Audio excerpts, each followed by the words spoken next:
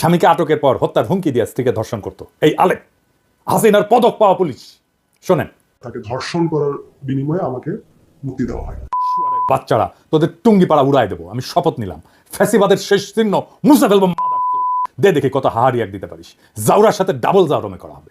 ধানমন্ডিতে আওয়ামী লীগের অফিসের জায়গাটা সরকারি, এটা দীর্ঘমেয়াদে লিজ নেওয়া। এই লিজ বাতিল করে অধিগ্রহণ করে ফেলা উচিত। লিজের শর্তের আইনি পরীক্ষা করে যদি সম্ভব হয় দ্রুত লিজ বাতিল করে দিতে হবে। এটা ধানমন্ডি 32 নম্বরের জন্য প্রযোজ্য। স্বৈরাচার একটা কথা বলেছিল একবার, নিশ্চয়ই আপনাদের সকলের মনে আছে। ভারতকে যা দিয়েছি সেটি তারা সারা জীবন মনে রাখবে। প্রিয় ভাই বোনেরা, এই ভারত শুধু পলাতক স্বৈরাচারকেই মনে রেখেছে, বাংলাদেশের জনগণকে তারা মনে রাখেনি। দর্শক, আজকের এই ভিডিওটি দেখলে আপনারা রীতিমতো অবাক হয়ে যাবেন। আপনারা জানেন ইতিমধ্যে আওয়ামী লীগ সরকারের পতন হয়েছে। এখন ক্ষমতায় আছেন অন্তর্বর্তী সরকার ডক্টর মোহাম্মদ ইউনূস। অন্তর্বর্তী সরকারের মাননীয় উপদেষ্টা ডক্টর মোহাম্মদ ইউনূস থাকাকালীন দেশে কি কি ঘটনা ঘটে যাচ্ছে তা আপনাদের প্রমাণ সহকারে দেখাবো। দর্শক, কথা আর বাড়াবো না, ভিডিওতে চলে যাব। তার আগে আপনাদের কাছে ছোট্ট একটি অনুরোধ, আপনি যদি আমাদের চ্যানেলে নতুন দর্শক হয়ে থাকেন তাহলে অবশ্যই চ্যানেলটি সাবস্ক্রাইব করে পাশে থাকা বেল আইকনটি বাজিয়ে দিতে ভুলবেন না। যারা অলরেডি আমার চ্যানেলটি সাবস্ক্রাইব করেছেন তাদেরকে জানাই অসংখ্য ধন্যবাদ। চলুন ভিডিওটি শুরু করা যাক। গ্রেপ্তারকৃত হতভাগ্যের স্ত্রীকে রোজা ভাঙ্গায় ধর্ষণ করে যে হাসিনার পুলিশ একবার না বারবার এই ভয়ঙ্কর ইতিহাস সামনে আসতেছে, সেই সময় বাংলাদেশে বসে হাহারি এক দেবে আর আমরা এটা মেনে নেব? স্বামীকে আটকের পর হত্যার হুমকি দিয়ে স্ত্রীকে ধর্ষণ করত এই আলেম হাসিনার পদক পাওয়া পুলিশ। শোনেন, তাকে ধর্ষণ করার বিনিময়ে আমাকে মুক্তি দেওয়া হয়। বাচ্চারা তোদের টুঙ্গি পাড়া উড়াই দেবো, আমি শপথ নিলাম। ফ্যাসিবাদের শেষ চিহ্ন মুছে ফেলবো। দে দেখি কত হাহারি এক দিতে পারিস। জাউরার সাথে ডাবল জাউরমে করা হবে। ধানমন্ডিতে আওয়ামী লীগের অফিসের জায়গাটা সরকারি, এটা দীর্ঘমেয়াদে লিজ নেওয়া। এই লিজ বাতিল করে অধিগ্রহণ করে ফেলা উচিত। লিজের শর্তের আইনি পরীক্ষা করে যদি সম্ভব হয় দ্রুত লিজ বাতিল করে দিতে হবে। এটা ধানমন্ডি 32 নম্বরের জন্য প্রযোজ্য। আমরা এই জন্য আওয়ামী লীগকে নিষিদ্ধ করতে চাই। এদের পশ্চিমে অ্যাসাইলাম নেওয়ার রাস্তা যেন বন্ধ হয়ে যায়, আর যারা পশ্চিমে আছে তারা যেন আওয়ামী লীগের হয়ে জিন্দাবাদ দিতে না পারে। নিষিদ্ধ সন্ত্রাসী দলের সদস্য হিসেবে এদের যেন দেশে ফিরে আনা যায় আর এদেরকে বিচারের মুখোমুখি করা যায়। দেখেন, ইলিয়াসকে হত্যা করতে চাইছে আমেরিকা আওয়ামী লীগের ভাইস প্রেসিডেন্ট, আবার পিএইচডি করেছে। কি রকম জাউরা এগুলো সেটা দেখেন, শুনেন। ইসলাম যদি আমাকে অ্যালাউ করতো কাউকে খুন করা, এক নম্বরে আমি খুন করতাম দিস গোয়িং টু লাইফ। এক নম্বরে আমি খুন করতাম ওই একে কি বলে ইলিয়াসকে। Is another talented but very deeply rooted within the wrong process and this Hasanat guy. ওরে বাংলাদেশে ফিরে আনতে হবে। আগে তাকে আমেরিকা আইনি ব্যবস্থার মুখোমুখি করতে হবে। আমেরিকায় যারা আছেন তারা ব্যবস্থা নেবেন। বেশি এক্সাম্পল লাগবে না, মোটামুটি 20-25টা এক্সাম্পল তৈরি করতে পারলে এরা প্যাকেট হয়ে যাবে। এরা ভিতর দিন ওই যে কইছে না হার্ডিং মজুমদার অস্ত্র হাতে গেরিলা যুদ্ধ করবে, ওই মুখেই মারিতম ওরা। আমার কাছে মনে হয় এই দেশকে মানে এইখানে একটা যুদ্ধ শুরু হয়ে গেছে। এই যুদ্ধে এখন আমাদেরকে স্বাধীন করবার পালা। অস্ত্র হাতে নামতে হবে, এখানে গেরিলা যুদ্ধ করতে হবে, এখানে আমাদেরকে ট্রেনিং নিতে হবে। হার্দিক মজুমদাররা তো জুলাই আগস্টে আমাদের সাথে অস্ত্র হাতে যুদ্ধ করেছিল। সাথে ছিল police, army, RAB, BJP, Chhatra League, Jubo League, এমনকি আর্মি। পারে নাই। ওরা ওই একটা অস্ত্র নিয়ে ওরা যুদ্ধ লড়তে পারবে। আমরা পরাজিত হইতে পারি, আমি মেনে নিলাম আর কি। যদি সব বাকশালী হয়ে যায়, যাদের চামড়ার বন্দুক আছে না, ওটাতে বাতাসের গুলি মারে, টার্গেট বরাবর না হইলেও অসুবিধা নাই, ফাঁকে মারলেও নাকে লাগবে, শিওর শট। হৃদয় সাহেব বুঝায় দেন, বন্দুকের গুলি ছুটে দেন। শুনিস হার্দিক, মুলা লাগবে, মুলা পাঠামু আর পচা গরু খা কিছুদিন, দেখ পারিস কিনা আরামজাদা। আওয়ামী লীগারদের ফেসবুক প্রোফাইল দেখলে ব্লক করবেন, ওদের বাবলের মধ্যে আটকায় ফেলেন।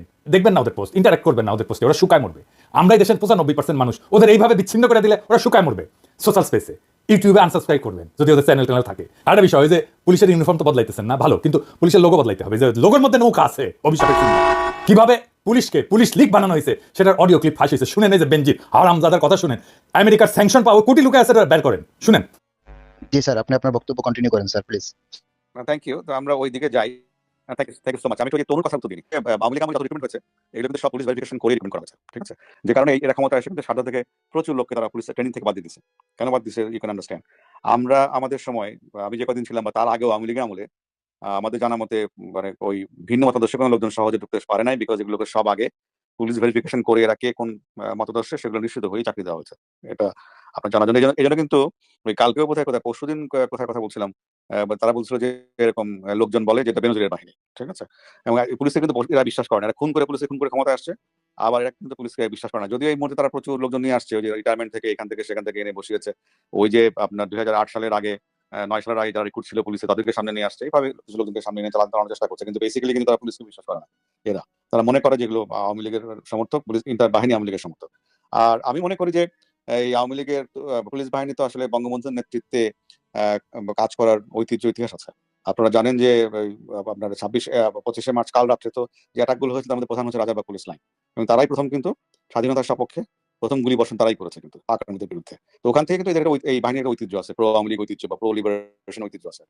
এবং কন্টিনিউয়াসলি মাঝখানে যদিও অনেক বছর আওয়ামী চেতনার যারা বিরোধী তারা ক্ষমতায় ছিল তাদের লোকজন ঢোকানোর চেষ্টা করেছে, but end of the day আমি মনে করি এখনো এই প্রো লিবারেশন বা প্রো এল ফোর্স এই ফোর্সের মধ্যে বা সদস্য এই ফোর্সের মধ্যে সংখ্যাগরিষ্ঠ। তো সেই আস্থা থাকতে হবে, আমার মনে আস্থা থাকা ভালো। এবং এন্ড অফ দি ডে দেখবেন যে এরাই আপনার একসময় সহযোগী হয়ে দাঁড়াবে আর কি। এই মুহূর্তে হয়তো না পারলেও কোনো একটা সময় সহযোগী হয়ে এদের সহযোগিতা আপনারা পাবেন। আর আমি চেষ্টা করছি পুলিশ বাহিনীর সদস্যদের যারা আপনারা জানেন যে প্রচুর লোকজন তো যখন 5ই আগস্টের পরে প্রচুর পুলিশ সিনিয়র অফিসাররা কর্মস্থল ত্যাগ করে গেছে আর আসে নাই। আর প্রায় 300-350 অফিসারকে ইতিমধ্যে চাকরিচ্যুত করা হয়েছে। সমসংখ্যক কর্মকর্তাকে বিভিন্ন জায়গায় সংযুক্ত করে রাখা হয়েছে, মানে তাদের ডিউটি থেকে প্রত্যাহার করে অকার্যকর করে রাখা হয়েছে।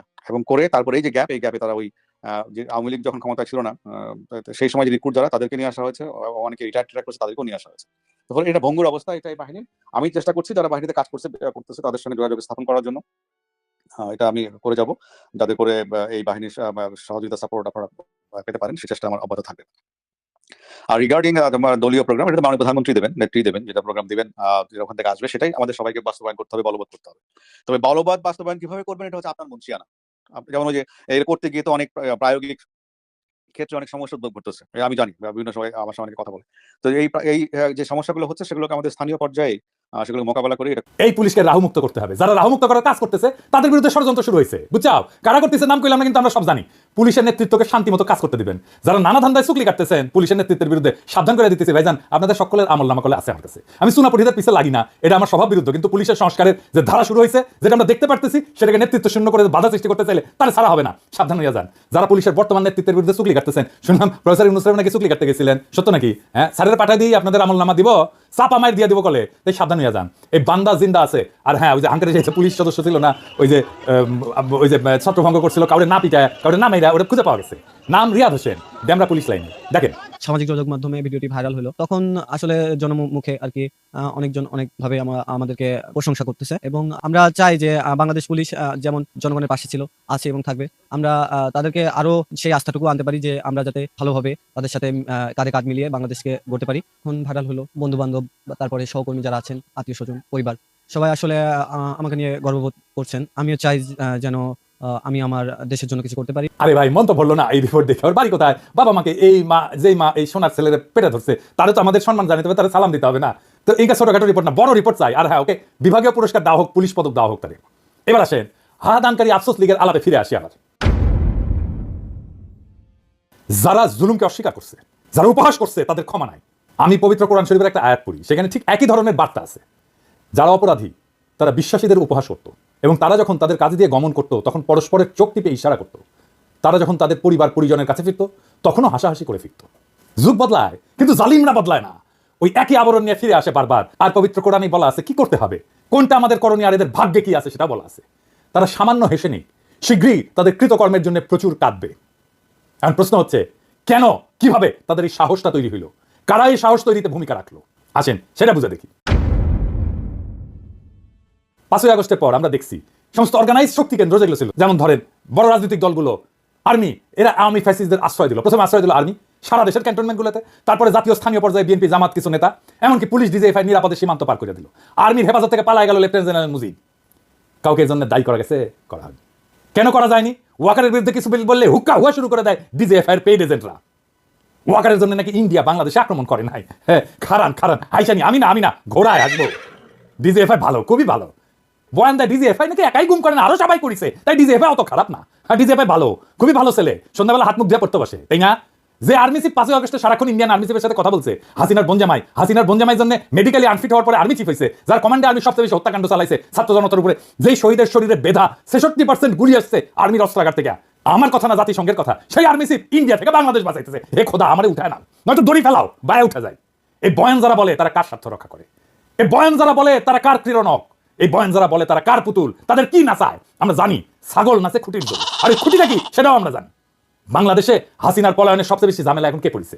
এটা বুঝলে আমরা সব রাজনীতি ফকফকা করে বুঝতে পারবো। আসেন সেটা বুঝে দেখি। সবচেয়ে বেশি ঝামেলা করেছে মোদি। আন্দোলন বিপ্লব দমনে পুলিশের পোশাকে অন্য দেশের নাগরিকদের থাকার প্রমাণ মিলছে। আন্তর্জাতিক অপরাধ ট্রাইব্যুনালের চিফ প্রসিকিউটর বলছে নিজেই, প্রমাণ, অনুমান না। তার মানে প্রসিকিউশন হাসিনার বিরুদ্ধে না, ভারতের মোদিকে এখানে মামলায় ঢুকাবে। মোদির আরো সমস্যা আছে, বিএনপি সালাউদ্দিন সাহেবকে কিভাবে ঢাকা থেকে ধরে নেওয়ার পরে ইন্ডিয়া পাওয়া যায়, সুকরঞ্জন বালিকে কিভাবে হাইকোর্টের সামনে থেকে অপহরণ করার পরে ইন্ডিয়ার জেলে পাওয়া যায়। মোদিকে এটার জবাব দিতে হবে তো, ইন্ডিয়াকে রাষ্ট্র হিসেবে এটার জবাব দিতে হবে তো। হাসিনাকে তার দলের সব দুর্বৃত্তকে কেন আশ্রয় দিচ্ছে ইন্ডিয়া? আর কিভাবে বাংলাদেশের রাজনীতিতে হস্তক্ষেপ করছে সেটা তো আমরা জানি। হাসিনার অপরাধের সলিড এভিডেন্স পাওয়া গেছে জাতিসংঘ থেকে। আমরা করি নাই, প্রফেসর ইউনূস করে নাই, প্রফেসর ইউনূসের প্রশাসন করে নাই, করছে থার্ড পার্টি জাতিসংঘ। এইটার কোনো যদি কিন্তু নাই, এর সে সলিড এভিডেন্স হয় না। বাংলাদেশের আদালতে বেইজ্জতি এটা মোদি ঠেকাইতে চায়। এইটা ভারত রাষ্ট্রের জন্য জরুরি। কিভাবে ঠেকাবে? একটাই রাস্তা আছে, প্রফেসর ইউনূসকে যত দ্রুত সম্ভব বিদায় দেওয়া। প্রফেসর ইউনূসকে বিদায় দিতে পারলে বাংলাদেশের সবকিছু আগের অবস্থায় চলে যাবে। এইখান থেকে পাইছে সাহস, আবার আগের গৌরব আবার হেডং নিয়ে আমরা আসতেছি, আর টাকা পয়সা তো আছেই, সবাই কিনে ফেলবে, এই হইতেছে প্ল্যান। সেই জন্যই আগাম নির্বাচন, দ্রুত নির্বাচন, এই সমস্ত আলাম তিস্তানিয়া প্রোগ্রাম করে আর এক্সিকিউট করে কি?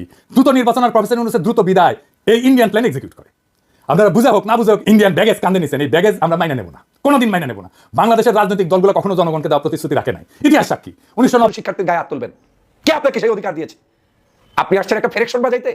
5ই আগস্ট না হলে আজকের এই সাধারণ শিক্ষার্থী থেকে শুরু করে বাংলাদেশের প্রত্যেকটি মানুষ যারা আন্দোলন করেছেন, কেউ সুস্থ বাড়ি থাকতে পারতেন না। এখন বিছানাটা হয়তো কবরে খাওয়ার জন্য এসেছে। ওদের চেহারা দেখলেই তো বোঝা যায়, ওদের হাত পা চেহারা বডি ল্যাঙ্গুয়েজ দেখলেই বোঝা যায় যে এরা রাজনীতিবিদ না।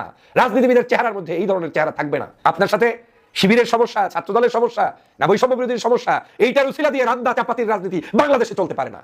আপনি কি করবেন? আন্ডারগ্রাউন্ডে কি করছে রাজনীতি, আর ওপেনলি কি করছে রাজনীতি, আর শুয়ে শুয়ে কি করছে রাজনীতি, এগুলো শোনার আমাদের টাইম নাই। কে করছেন রাজনীতি আর কে করেন নাই, চাপাতির রাজনীতি বিশ্ববিদ্যালয়ের ক্যাম্পাসগুলোতে অনুমোদন আপনাকে কেউ দেয় নাই। সে কারণে ভয় পাচ্ছি এই দলের সিংহভাগ জায়গায় এমন এমন কিছু দুষ্ট চক্রের লোকেরা বসে গিয়েছে ডালায় ডালায় পাতায় পাতায়, যাদের উদ্দেশ্য হচ্ছে এই দলটাকে ভ্যানিশ করে দেয়া, আর কিছু না। দল ভ্যানিশ করতে কোনো শত্রু লাগবে না, নিজের ভিতরে লুকায়িত কিছু শাহবাগী, এই শাহবাগীরাই বিএনপি ছাত্র দল কিংবা যুব দলকে ধ্বংসের জন্য যথেষ্ট। এই শাহবাগ মুক্ত দল গঠন করতে হবে, দেশপ্রেমিক নাগরিকদেরকে দিয়ে দল গঠন করতে হবে, দেশপ্রেমিক মানুষ দিয়ে ছাত্র সংগঠন সাজাতে হবে। সেটা সাজাতে পারলেই ছাত্র জনতার ভিড়ে এই সংগঠনগুলো পদভারে মুখরিত হবে, আলোচিত হবে, আলোকিত হবে। কুয়েটে যে আক্রমণটা করা হলো, এই আক্রমণটা জাতির কাছে এই দলকে, এই ছাত্র দলকে হ্যাও করেছে। এখানে প্রতিযোগিতা করে ফার্স্ট হওয়ার কিছু নাই। আপনি চাচ্ছেন যে আমি কিছু করি নাই, কিন্তু জনগণ ডিজিটাল যুগে বসে নেই, সবাই জানে কে কি করেছে কে কি করে নাই। অতএব এই ধরনের প্রবণতা থেকে শাহবাগীদের বের হয়ে আসতে হবে, দলটাকে বের হয়ে আসতে হবে, না হয় এই দলের সামনের দিনের ভবিষ্যৎ আরো অন্ধকার অন্ধকার অন্ধকার, কোনো সন্দেহ নাই। ছাত্রলীগের মতো আচরণ করলে পরিণতি ঠিক ছাত্রলীগের মতোই হবে, এটা ভাবতে আর কোনো বিজ্ঞানী হতে হবে না। বাংলাদেশের সাধারণ মানুষ সিদ্ধান্ত নিতে জানে, বাংলাদেশের সাধারণ শিক্ষার্থীরা সবকিছু সম্পর্কে যথেষ্ট জ্ঞান রাখে। এখন কে হামলা করে কে করে না, কে হামলা করেছে কে করে নাই, এ নিয়ে বিতর্ক করার কোনো সুযোগ নেই। বর্তমান এই ডিজিটাল যুগে বাংলাদেশের প্রত্যেকটি প্রান্তে কে কার উপরে কিভাবে অত্যাচার করছে, জুলুম করছে, সবকিছুর চিত্র জাতির সামনে ফুসে উঠেছে। কেউ কাউন্টার দিয়ে লাভ নেই যে আমাকে জিততে হবে তাই আমি কাউন্টার দিয়ে পাশ করে যাব। নিশ্চয়ই আপনারা জানেন কুয়েটের ঘটনা, গতকালকের যা ঘটেছে সেটা কোনো ভাষায় প্রকাশ করা যায় না। প্রথমেই আমি এর তীব্র নিন্দা জানাই। আমি এজন্যই তীব্র নিন্দা জানাই, এই শিক্ষাঙ্গনগুলোতেই ছাত্রলীগের অবাধ বিচরণ ছিল এক সময়। তারা বিশ্ববিদ্যালয়ের সাধারণ শিক্ষার্থীদেরকে কখনোই শিক্ষার্থী মনে করতো না, শিক্ষার্থীদের ন্যায্য অধিকার তারা দিত না, তাদের সকল প্রকার অধিকার থেকে বঞ্চিত করে সাধারণ শিক্ষার্থীদেরকে এক ধরনের গুয়ান্তানামো নামক কারাগারের মধ্যে বন্দী রাখত ছাত্রলীগের লোকেরা। সেই সময়ই কিন্তু মূলত এই শেখ হাসিনার পতনের বীজ বপন হয় সাধারণ শিক্ষার্থীদের উপরে জুলুম অত্যাচারের কারণেই। অনেকের হাত কাছে হয়তো মনে হবে কোটা সংস্কার একটি সামান্য উপাদান মাত্র, কিন্তু এই কোটা সংস্কারের সাথে বাংলাদেশের জনগণের পুঞ্জীবিত ক্ষোভ, ছাত্র জনতার বিভিন্ন সময়ে তাদের উপরে যে অত্যাচার, জুলুম, নির্যাতন, তাদের উপরে যে বৈষম্য, এই সব কিছুর সমন্বয় হাসিনার পতন পর্যন্ত গিয়ে পৌঁছেছে। আপনারা নিশ্চয়ই জানেন যে সারা বাংলাদেশের বিশ্ববিদ্যালয় কলেজগুলোতে কি ঘটাতো এই আওয়ামী লীগ ছাত্রলীগের সদস্যরা। হল বাণিজ্য, ছাত্রীদেরকে জোর করে তারপরে তাদের সেই সকল রাজনীতিবিদদের বেডরুমে পৌঁছানো, লক্ষ লক্ষ টাকা ইনকাম করা, বিশ্ববিদ্যালয়ে নতুন কোনো নবাগত শিক্ষার্থী আসলে বাধ্য করে দল করানো, তারপরে সেই শিক্ষার্থীর মনের বাহিরে, চিন্তার বাহিরে সিট বাণিজ্য করা, মেধার ভিত্তিতে বিশ্ববিদ্যালয়গুলো পরিচালিত না করা, শিক্ষকের গায়ে হাত তোলা, ছাত্রকে খুন করা, হত্যা করা, কি বিভৎস চিত্র ছিল ছাত্রলীগের আমলে। আপনি কি সেই একই চিত্র বাংলাদেশে পুনরাবৃত্তি করতে চান?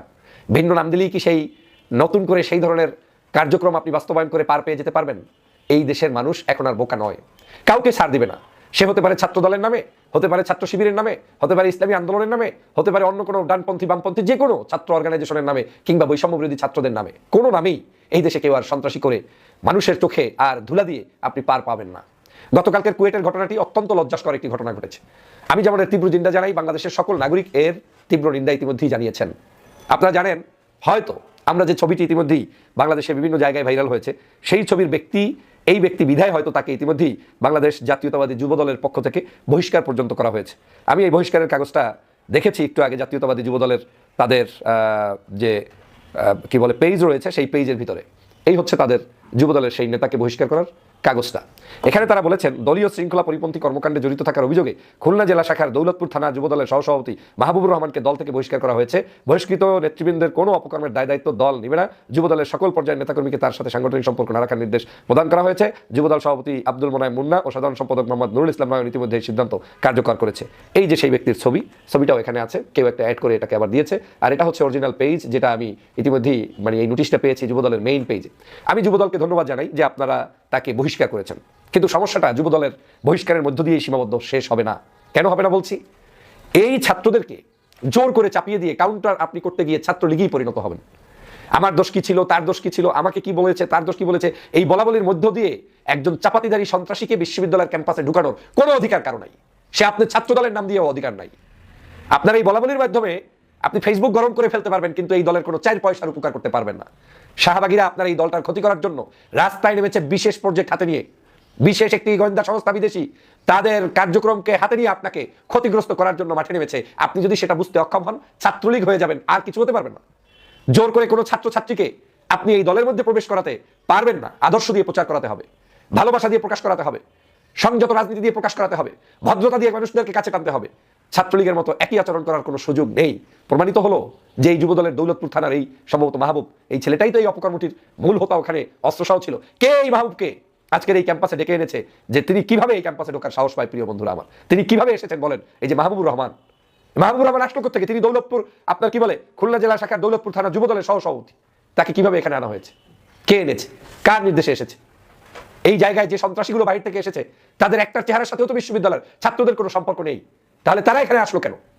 তাহলে যারা তাদেরকে এনেছে তাদেরকে খুঁজে খুঁজে বের করে তারপরে রিমান্ডে নিয়ে তারপরে বিচার নিশ্চিত করতে হবে। তাহলেই বাংলাদেশের শিক্ষাঙ্গনগুলো সুস্থ ধারায় ফিরে আসবে। আমরা এই ধরনের অশুভ শক্তি চাই না, যে আজকের আপনার হাতে আমি একটু পাওয়ার দিলাম, আপনি কালকেই আমাদেরকে গরু ছাগল মনে করবেন আর যা ইচ্ছা তাই করবেন। সেই সুযোগ বাংলাদেশে দেওয়ার জন্য 5ই আগস্ট সংগঠিত হয় নাই। মনে রাখবেন। দর্শক, সম্পূর্ণ ভিডিওটি দেখলেন, আশা করি বিষয়টি বুঝতে পেরেছেন। এই নিয়ে আপনার গুরুত্বপূর্ণ মন্তব্যটি অবশ্যই কমেন্ট বক্সে জানিয়ে দিবেন। ধন্যবাদ।